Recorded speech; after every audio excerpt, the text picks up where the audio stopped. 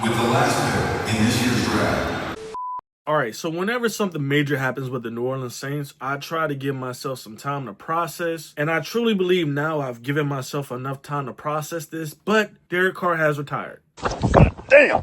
And if you haven't been living under a rock under the ocean in Bikini Bottom, you've already heard this news. And before I get into the meat and potatoes of how I feel about this, I want to first start by saying prayers to Derek Carr and his family. I heard his wife had a miscarriage, and that's nothing to laugh at. That's nothing to joke about. Prayers to his family. Also, being a former athlete, I understand how injuries affect the mental. And I want to say I do not wish any injuries on any player, whether I like him or not. I've said this plenty of times on this channel. I do not have anything against Derek Carr off the field. It's the on the field part that I don't really agree with. Now, with that being said, let's get into the actual video. Derek Carr has decided to retire from the New Orleans Saints, and to be completely honest with you, I am ecstatic, I am happy, I am thrilled, because this is a new era of Saints football. For the first time since 2006, the New Orleans Saints will enter a season with a new head coach and a new quarterback. The last time that has happened was 2006 when Drew Brees and Sean Payton entered through the doors. And I'm not sure about all of y'all watching this, but I've been a New Orleans Saints fan since 1999. That's where my football consciousness began. So I remember the Aaron Brooks, Jake DeLong eras. And I'm sure a lot of you remember it too. We were good some seasons, we were bad some seasons, and then the whole Katrina thing happened, and then all of a sudden we got really good really fast. Man, those were the days.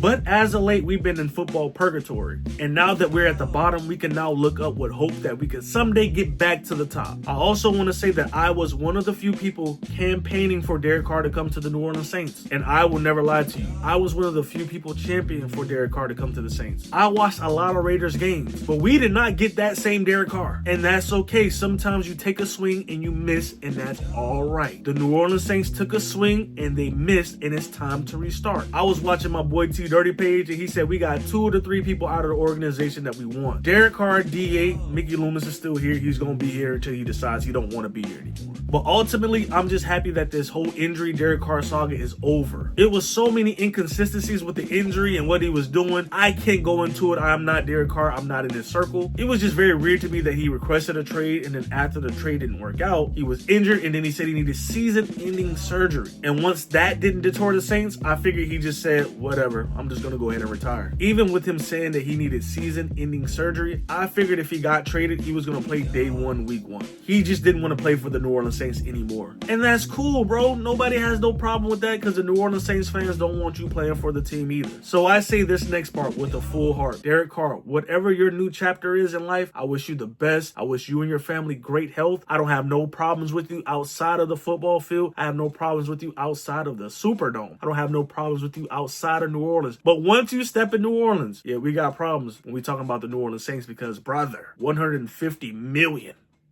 That's crazy. Anyway, with the whole Derek Carr ordeal going on, I've seen a lot of Tyler Shuck push, and I'm not gonna lie to you, I've been watching some of his stuff on the social medias, and I have to say I do like the kid.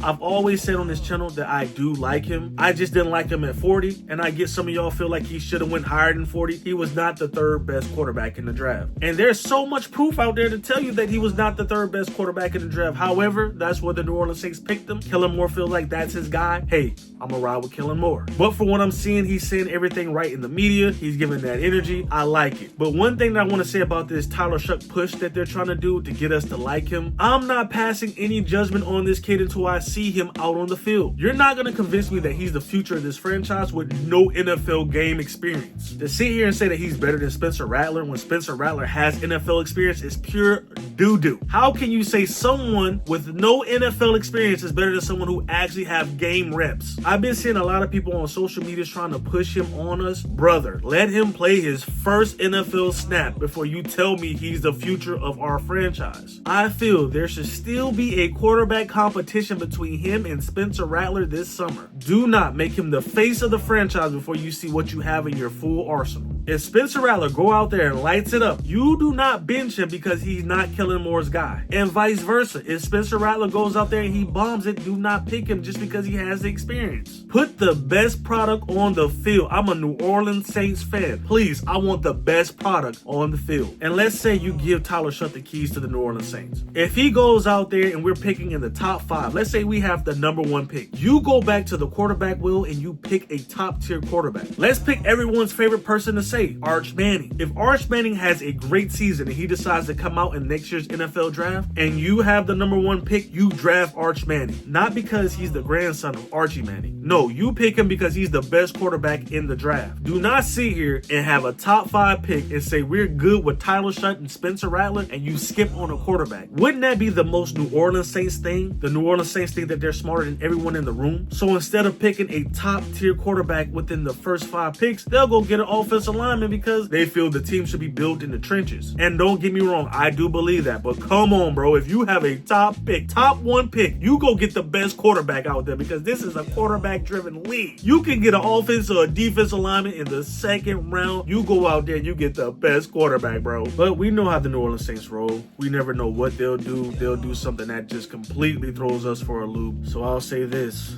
I'm no fortune teller.